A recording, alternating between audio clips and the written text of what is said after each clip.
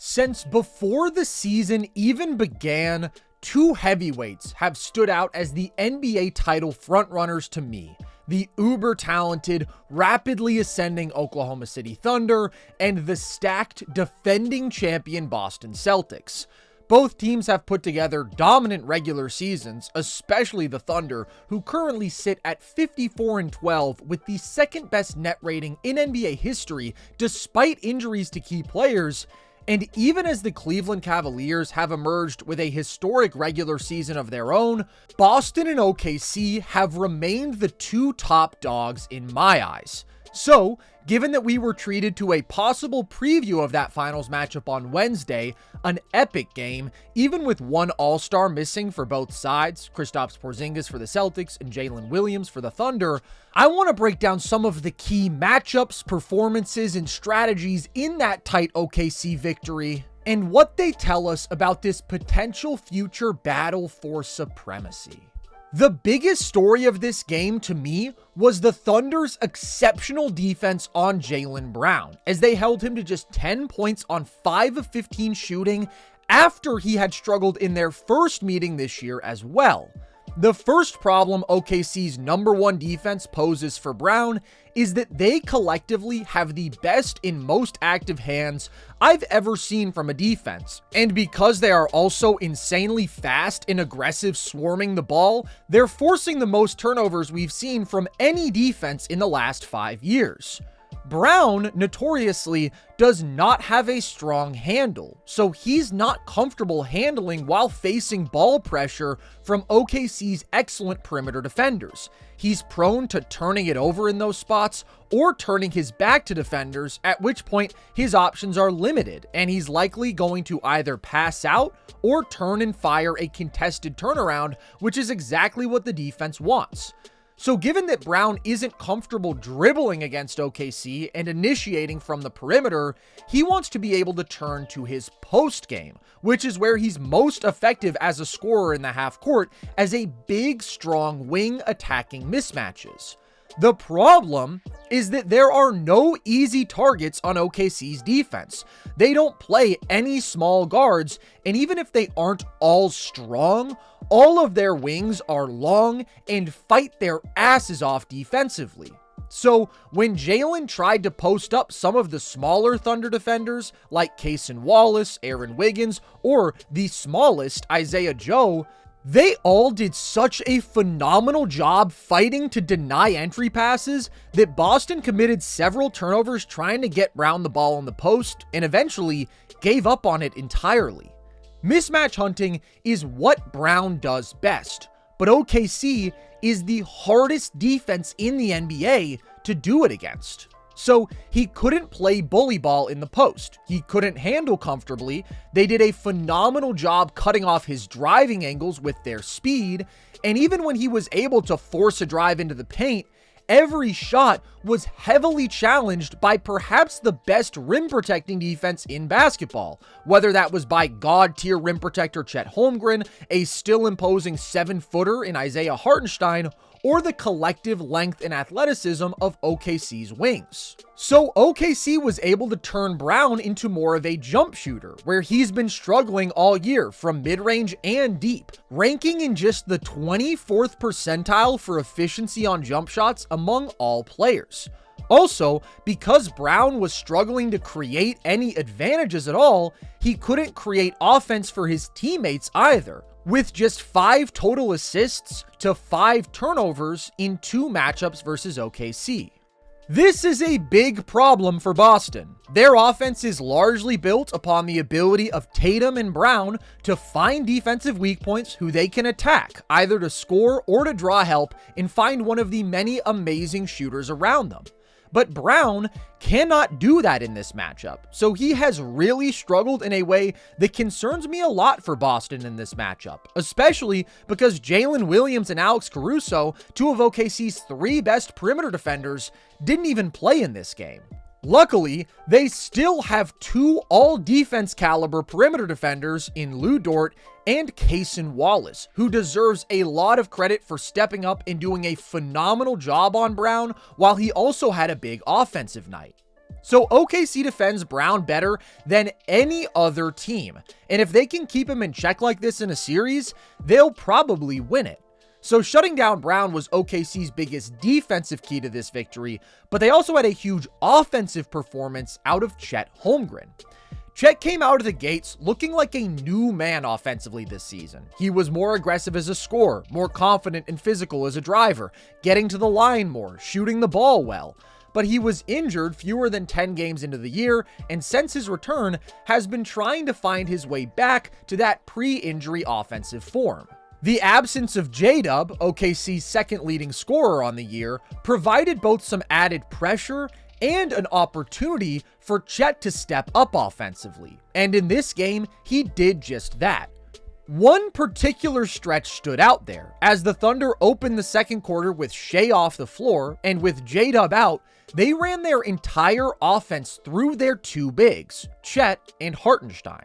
And in the glorious 4.5 minutes those two bigs shared the floor without Shai, not only did the Thunder expand their lead, they scored on 7 straight half-court possessions. They opened that stretch with Hartenstein setting a down screen for Chet to curl over to the nail and force the slow-footed big Luke Kornet to switch onto him, who Chet was able to attack and pump fake into a foul. A couple minutes later, they ran the same action, and because Kornet fears the drive, he gives Chet enough space to drain this from mid-range. OKC also turned to a legitimate 4-5 two-man game. This is a big-on-big pick and roll, and Hartenstein slips the screen to get deep position versus Kornet in drop coverage and pops a little touch shot over him.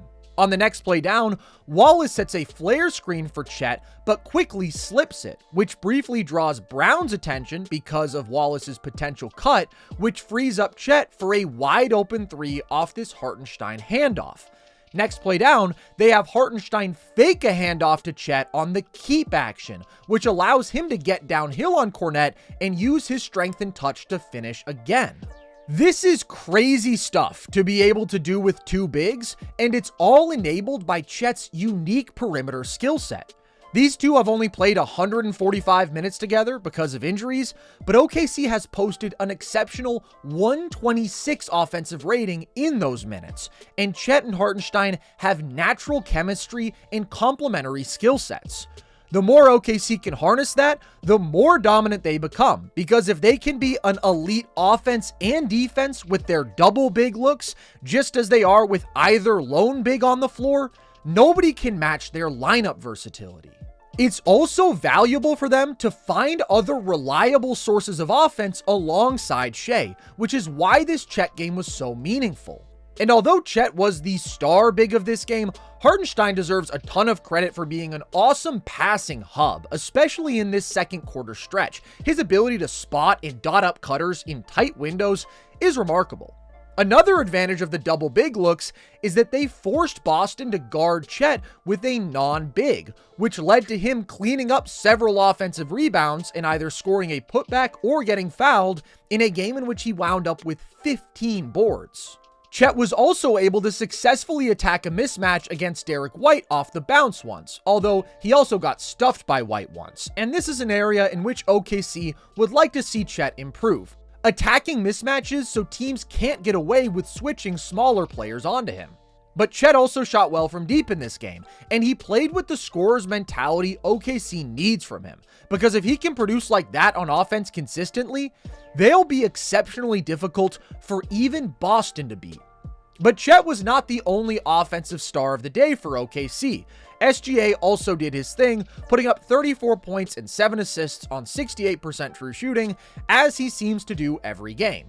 Unsurprisingly, no one could guard Shai on an island. He was too shifty for Jaylen Brown, and although old Al Horford, still an extremely switchable big, had a couple good possessions on him, Shai also gave him the business some, draining the step back when Horford gives him too much space to then set him up with the fake step back into a drive here. And although Peyton Pritchard did an admirable job applying ball pressure and was able to make SGA work for his buckets, he was just too small, and maybe the best mid-range shooter in the game was able to shoot over top of him. But Boston mostly did not try to guard SGA with just one player. They guarded him as a team. For some of the game, they deployed a 3-2 zone slanted towards SGA, so he was basically always seeing two defenders, in which case he'd swing to an open shooter somewhere, but Boston forced the ball out of SGA's hands and put the pressure on those guys to make the shots, and OKC generated just 10 points on 14 possessions against the zone. Boston also did apply a whole lot of ball pressure on SGA, which forced him, as one of the lowest turnover volume scorers in NBA history, into a couple of uncharacteristic giveaways. They also helped very aggressively, especially from the nail, on Shai's drives, making him see a ton of bodies in the paint and tying him up in traffic on a couple occasions. In another effort to force the ball out of Shai's hands, they also had Tatum send a couple of surprise doubles at him. This was the first, which really caught Shai off guard and forced him into one of his 5 turnovers on the day, but he was able to diagnose the next and find the open teammate. Overall, Shai did a nice job as a playmaker when he drew extra attention and remained efficient as a scorer, but I liked the various looks Boston threw at him. On the other side, Tatum also played an excellent game while seeing various coverages, dropping 33, 8, and 8 on 65% true shooting. Tatum ran a ton of pick and roll in this game, and the Thunder played a good deal of drop coverage, basically daring Al Horford to knock down above the break threes, which he made at a good clip, shooting 6 of 12 from deep in this game. OKC did also make some great plays though, rotating out to Horford off the pop, and then rotating and recovering to all the other shooters around him so fast that the advantage was gone. But Tatum was also able to hunt a couple pull-up threes for himself versus drop by having these screens set high. And he used his quickness to split the pick and roll here versus Hartenstein in a high drop for a tough and one. That wasn't the only time he split 2 defenders out of pick and roll in this game, by the way.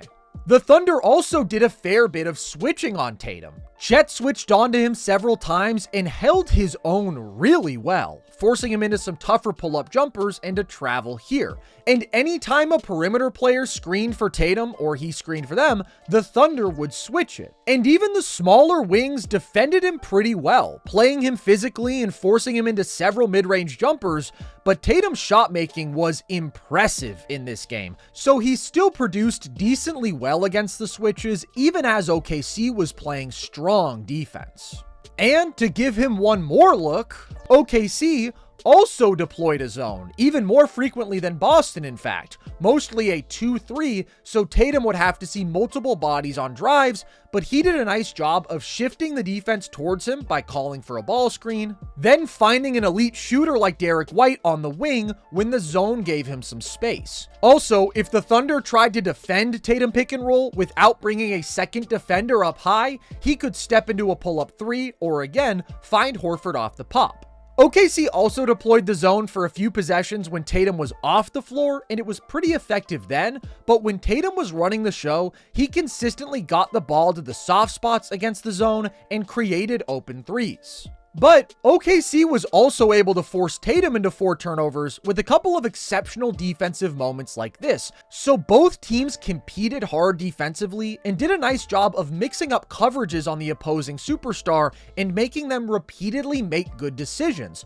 But both SGA and Tatum mostly had answers for the defense and were pretty awesome in this game. When I think about this theoretical final series, that superstar battle is absolutely one of the keys that stands out. But I do think Jaylen Brown and Chet Holmgren were not just the main stories of this game, but of this matchup, period.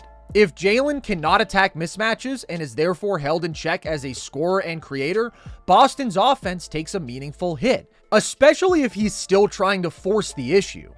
If Chet is this good offensively consistently, then OKC has another offensive star alongside Shai and somebody who can help carry the non-Shai minutes, where their offense has struggled all year.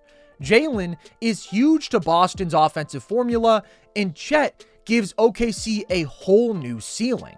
But of course, Porzingis and J-Dub, who both missed this game, are also X factors. Can Porzingis be Boston's offensive number 2 over Jaylen with his elite pick and pop value and truly dominant mismatch attacking out of the post at 7'3", or can OKC's physicality, speed, grit, and aggression pester him some? Can Jada be a consistent second creator alongside SGA? Can he consistently knock down his threes? And how much more dominant even does he make OKC's defense? These are questions that will be huge in determining this year's champion, and some more variance-based factors will always play a role. For example, Boston made just 20 of their 63 attempts from deep in this game, including just 12 of 33 wide-open triples, with players like Brown and Holiday, who've been struggling from deep this season, off the mark again.